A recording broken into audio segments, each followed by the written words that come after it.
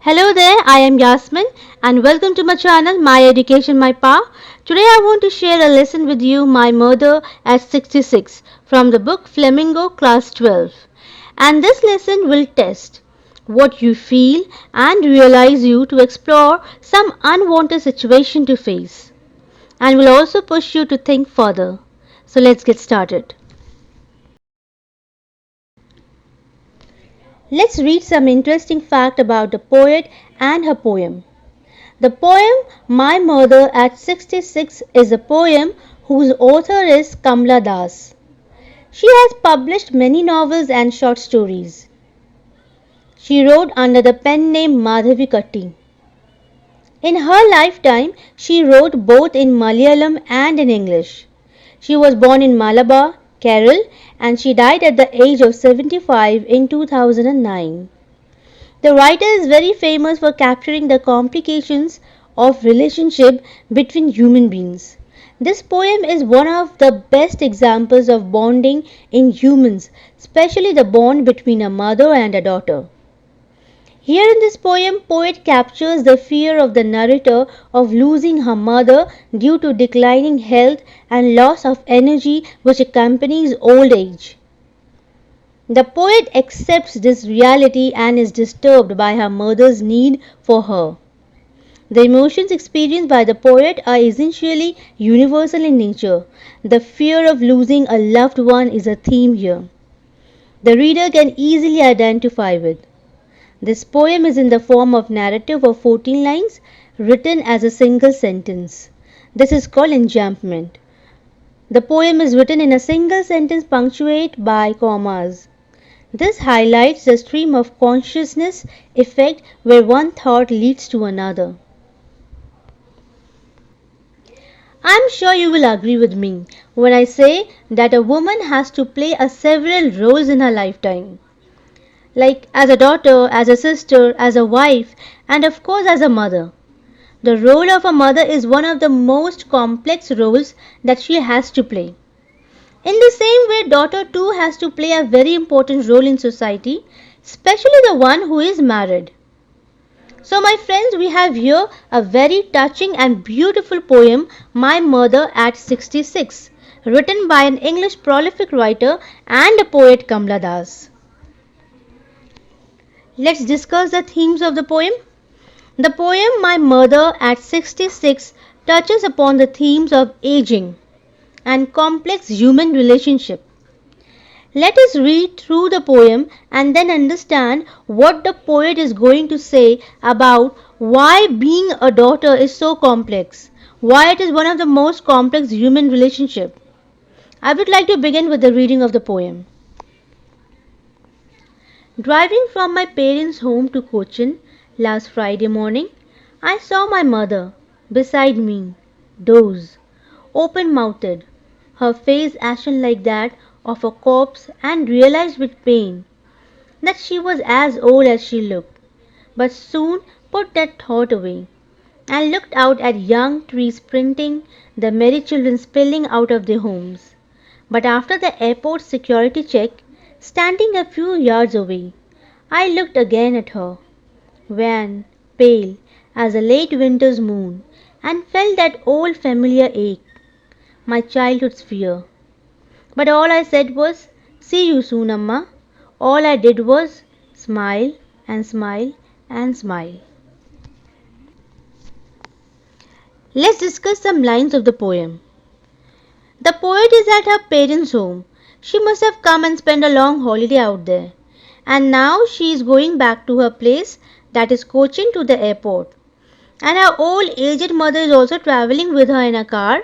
And it's then the poet suddenly realizes that her mother has fallen asleep beside her in the car, and her mouth was open.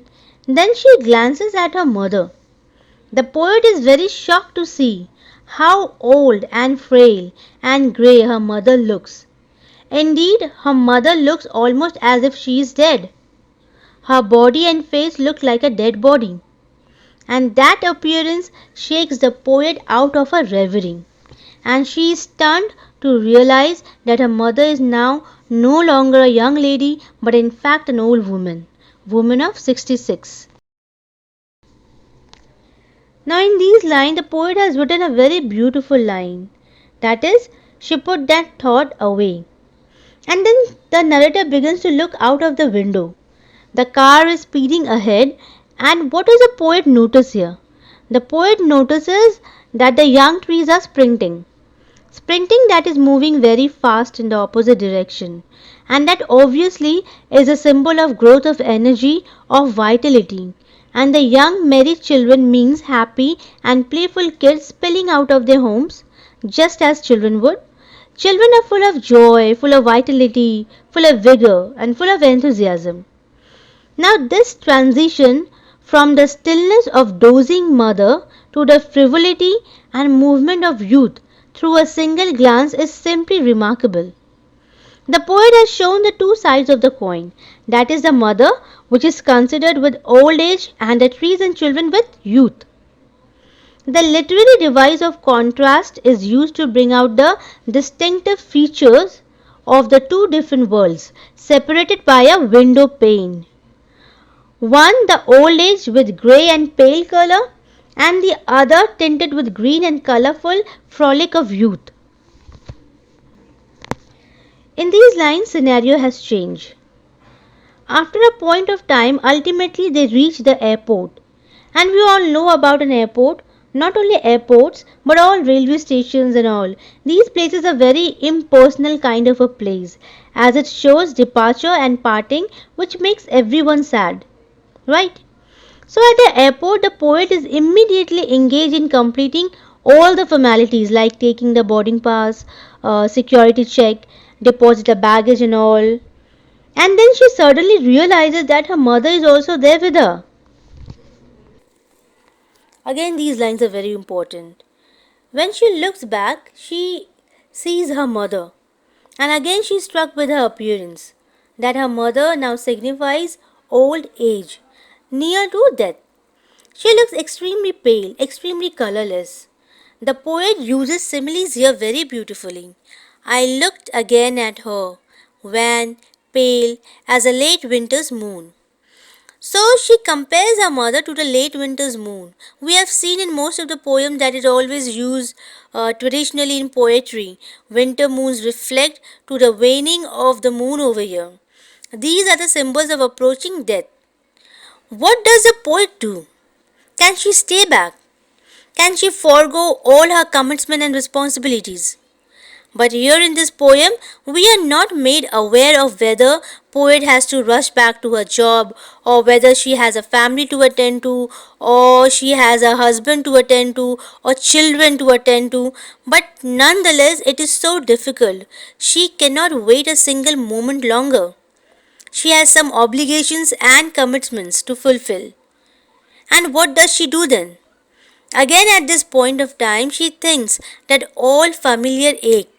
It should be noted here that the poet was extremely close to her mother. In fact, her mother was the only person who influenced her in becoming a writer. Because her mother too was a writer, so she had a very strong bonding with her mother. But nonetheless, she cannot give everything up and stay back with her mother. Then what does she feel? Here she feels that all familiar ache. What does this familiar ache? Maybe as a very young girl she was separated from her mother when she got married, and again that all pain revisits her and she feels extremely sad, and I'm sure guilty too. Now in the remaining lines, the poet connect the scenario with the emotional moments. She said in the last line, but all I said was, see you soon, Amma. See you soon, Amma is so loaded with meaning. If you read between the lines, you do not know whether the poet is feeling that maybe her mother is no longer going to be there next time when she come to see her. She might be dead by then. But just to reassure herself and also more to reassure her mother, she tells her, see you soon. And that is the way a very unemotional kind of a parting. There is no mention about a parting such as like quick hug or teary eyes, but a very matter of fact, it was very formal see off. Then she turns to her mother and says, see you soon. And then in the final lines, which convey All I did was smile and smile and smile. So, very cleverly, the poet uses repetition to emphasize the point that she is helpless in this situation. The smile over here is more to reassure her mother. The smile over here, in fact, is quite hollow, quite artificial. Because at this point of time, she can do nothing.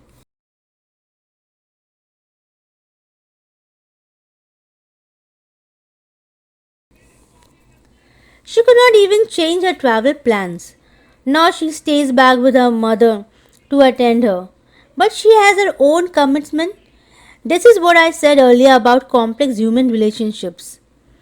Being a daughter, maybe she wants to do many things for her parents, but she can't do. As we all know that once when girls get married, she has to leave her native place and then seek out new life, new journey, but cannot stay back.